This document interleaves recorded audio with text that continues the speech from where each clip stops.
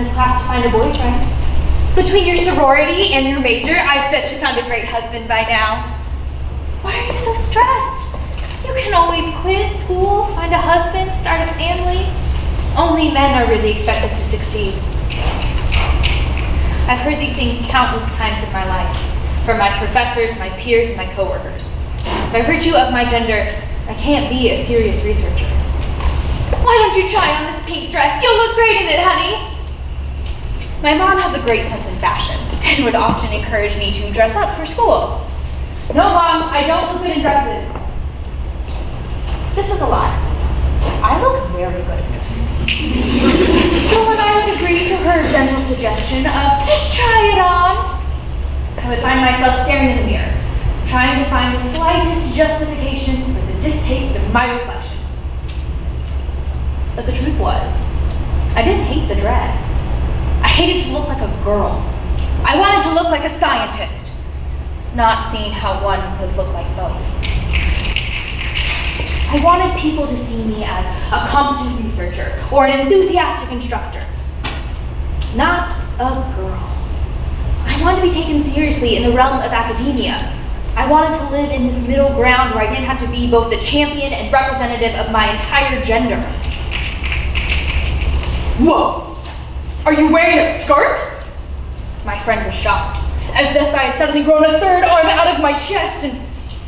Well, in a way I was pleased, because it seemed like to him, if no one else, he had actually forgotten that I was a girl.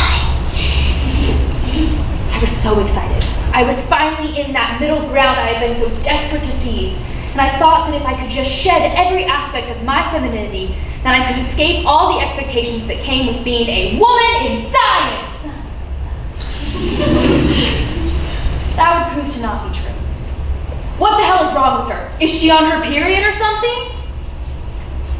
I had finally grown tired of his schoolmates flirting, and this was his first response.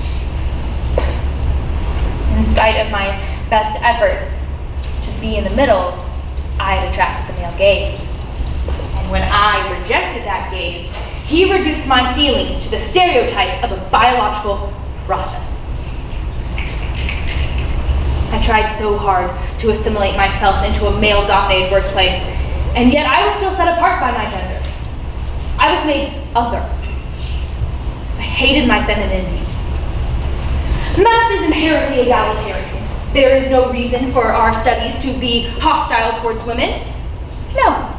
Math doesn't care about what you wear, what you look like, or what sort of chromosomes you have. My research advisor told me this, and I was shocked when my first instinct was to argue with him. Had all of these compliments and all of these comments been making me that crazy? Had they had that big of a profound effect on my heart? I can't wear a dress to work. I can't date a coworker. I can't be the example that everybody thinks I am. I repeated these things to myself every day, trying to make me sane, but all they were doing was driving me crazy. Scientists can wear dresses. A hokey statement often told to girls to make them more involved in STEM classes, but everything in my life was telling the opposite. They can. But here's the thing. I was trying to change my outside circumstances by turning inward, trying to conform to a society that wasn't built for me, instead of changing the world around me to fit myself. Because here's the real truth. Math doesn't care what you look like. It doesn't care what you wear. It doesn't even matter what kind of chromosomes you have.